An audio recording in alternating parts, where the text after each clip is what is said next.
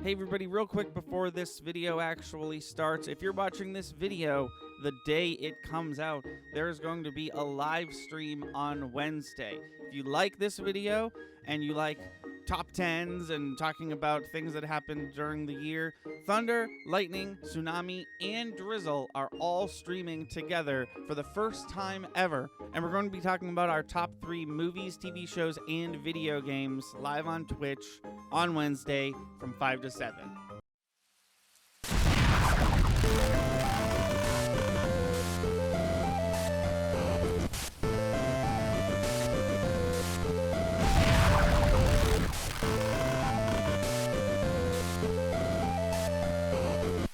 "2022 was a great year for video games. Video games have come a long way, and it's all brought us here. I know you could say that about literally every year, but this year something magical happened. So many different types of games that have never existed before were created. This year I have exactly one honorable mention, and that is the new Oregon Trail game. It's a brilliant take on the classic original, and I highly recommend it. And before I start, I wanted to get this out of the way now. I did not play Pokemon Scarlet or Violet, so I will not be talking about either of them. Tunic is one of those games that gets announced, you keep hearing about it at every single game announcement event, it finally releases, and no one talks about it, but it keeps getting 9s and 10s from reviewers. I didn't really care about this game's release. Looking at footage of the game, it just looked like a Zelda ripoff. But when the game found its way onto Game Pass, I sat down and played it and was surprised at what I found. Tunic isn't just a Zelda-inspired game, but a Dark Souls-inspired game. It takes the best aspects of some of the best games from both franchises and combines them in a really satisfying way. There's not much more I want to say about this game. It's one of those games that you have to play for yourself, and I don't want to ruin any of the cool secrets this game is hiding. What happens if Warner Brothers makes a Smash Brothers style fighting game? That's what this game is. Multiverses is the first Smash Brothers clone that I've really sunk my teeth into. There's been plenty of Super Smash Brothers clones in the past, and I've tried most of them, but none of them keep me coming back for more and make me try to actively get better at them in the way that Smash Brothers does. But I played this game a lot. I will say it still has a few kinks to work out, but to be fair, it's not completely out yet. The game is technically still in open beta. And because I know people are going to ask, the characters I main are Harley Quinn, Wonder Woman, and LeBron James. Another game in early access. Disney Dreamlight Valley is fine. It's Animal Crossing with Disney characters, and I really like playing it when it works. This game is glitchy as hell, but to be completely fair, it's technically not out yet. So maybe late Q1 I'll be forced to make a follow-up where I talk about how it's still broken and how could Disney let this game release this unfinished. But for now, the game's not out, it works when it works, and when it works, it can be genuinely really enjoyable. My favorite thing to do in this game is also my favorite thing to do in Animal Crossing. Change clothes and make different outfits. In 2014, Yacht Club Games released their first video game ever, Shovel Knight. In early 2022, Yacht Club Games announced their second game, Mina the Hollower. In the 8 years between those two events, there have been a number of Shovel Knight cameos and spin-offs, the most recent of which being Shovel Knight Dig, a game I've had my eye on since it was announced. I love Shovel Knight, I love roguelikes, this is a Shovel Knight roguelike, and it's great.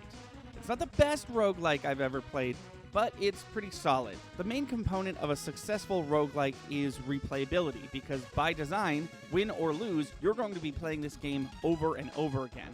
And I played Shovel Knight Dig a lot when it first came out. Teenage Mutant Ninja Turtles Shredder's Revenge is the best beat-em-up I've ever played. I said this about Scott Pilgrim vs. the World, the game, which paved the way for modern-day beat-em-ups.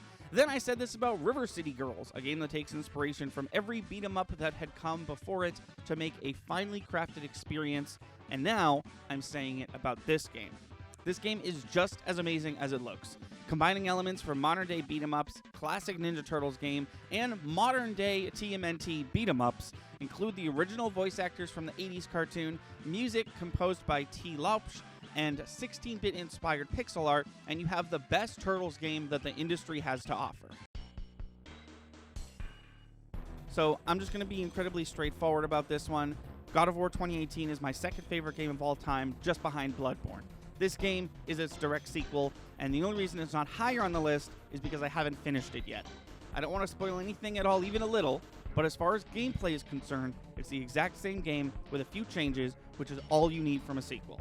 And so far, I really like what they're doing with the story. When compared to actual Norse mythology, something I personally know quite a lot about, God of War seemingly goes out of order in reference to a specific character. This is made very evident in the last moments of God of War 2018. But you get to a point in Ragnarok where you realize, wait a minute, this isn't out of order at all. And I'm excited to see how the game ends and what comes next for the series. This might be the first phone game either of us have ever talked about on this channel. At its core, Marvel Snap is a card game. Cards have power and energy points. You have a certain amount of energy you can use each turn to play cards, and many cards have certain archetypes they fit into, and often players make decks based completely around a single archetype. None of this is new to the world of collectible card games. Where this game shines is everything else. You unlock cards via progression, so there's no card packs with random loot. There's no direct way to purchase new cards outright either. So the only thing stopping you from having better cards is playing more matches. The card art is all recycled comic art, and it looks beautiful.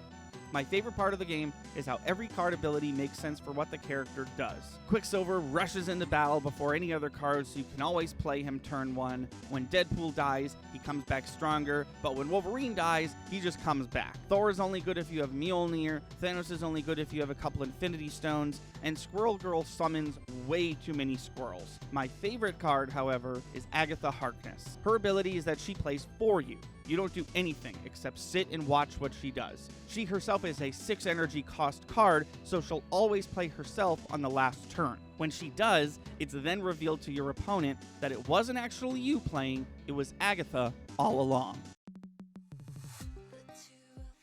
What happened to Marissa Marcel? This is the question that Immortality poses, and the first thing that you see when you turn the game on. Marissa Marcel is a failed movie star. She starred in a movie that was never made, followed that up by starring in a movie that was never released, and followed that up by going dark for 20 years, only to re-emerge in the public eye to make a third and final movie, one that is once again never finished. She's then never heard from again. You must look through every bit of footage ever recorded of her to find out what happened. And that's the whole game. Yep, that's it. It's a simple mystery story. There's no hidden plots or twists or hidden game mechanics or scenes, and there's nothing creepy or mind-bending that happens, and there's no reason to 100% this game. It didn't keep me up at night for 3 nights straight. It didn't completely take over my every thought for several weeks following, and it definitely wasn't the most visceral and poignant piece of storytelling I experienced this year. No, it's just a simple video game is the thing. Vampire Survivors really took me by surprise. Not because I didn't think it was going to be good or that I thought I wasn't going to like it, I just simply didn't realize it existed. And then all of a sudden, within a day of learning about this game, I had downloaded it and put probably 8 hours into it, which I was able to do easily because this game is incredibly cheap. It's only $4.99. Now, by this point in the video, I'm sure you've seen enough footage of the game on screen to know what kind of game you're getting into. But what the footage you're watching doesn't explain visually is that the person playing is not pressing a shoot button. All you do is walk around and the game fires all the projectiles for you. A game that looks and sounds on paper like it should be mind-numbingly boring ends up being an incredibly engaging and deep roguelite with easy-to-understand rules and mechanics and complex completion milestones. The person who introduced me to this game said, "This is the last video game you'll ever play." And while I don't agree with that sentiment, I understand exactly what they mean. This game is absolutely fantastic, and a game like this has never been made before. And now that this game exists, you never have to play another game again. This is one of those rare instances where, yes, the game is highly replayable, like I mentioned earlier of successful roguelike should be, but once you finish it completely, you find yourself wanting more. You want the game to keep going forever. And then you remember that modern-day consoles and PCs store game data and save data separately. And you know how to delete save data, and oh no, look at that! My fully completed save file, it's gone! Looks like I'm gonna have to start completely over from the beginning. And I do feel truly terrible putting this game second, but there's no denying that there was in fact one game that was better. For the first time since 2018, I agree with the Game Awards Game of the Year decision. Elden Ring is the best game of the year. Hell, it's 2022, we have 8 years until 2030. It might honestly win Game of the Decade. This game can be summed up in 4 very simple words. Open world Dark Souls. And it's these 4 words that drive the entire game. It's Dark Souls combat by way of Breath of the Wild exploration and environmental puzzle solving. There's a lot of different ways to mess this up, but From Software just doesn't. Everything in this game works the way you'd hope it would. Everything you love about Dark Souls is present, from the combat to the supporting characters to the deep lore-driven narrative. Every small issue you've ever had with the series up until now is fixed. Familiar mechanics are sprinkled in with never-before-seen mechanics. Boss fights are brutally difficult in an entirely solvable and understandable way. This game is the rare game that feels good to play even when you're losing. If I had to be stuck playing one game for the rest of my life, I'd have absolutely no issue picking this game.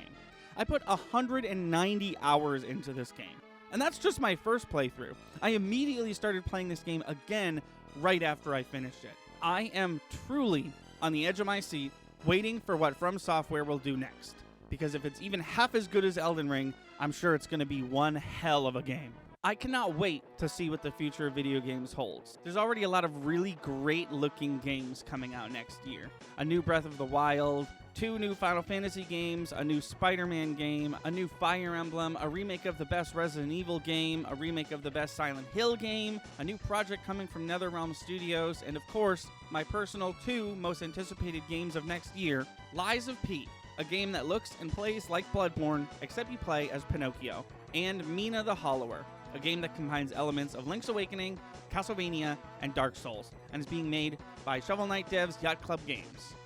Also, this pumpkin has titties. Okay, bye! Thank you for watching. Please be sure to like and subscribe. Our channel has daily uploads from podcast video essays, Let's Plays to skits. Be sure to watch on Twitch. We stream all our video game and podcast content live at 5 EST every Wednesday, Friday, and Sunday. Our intro is by Brad Kendrick and music by Froggy and the Friendship. Link to all that in the description below. Thanks again, and we'll see you next time.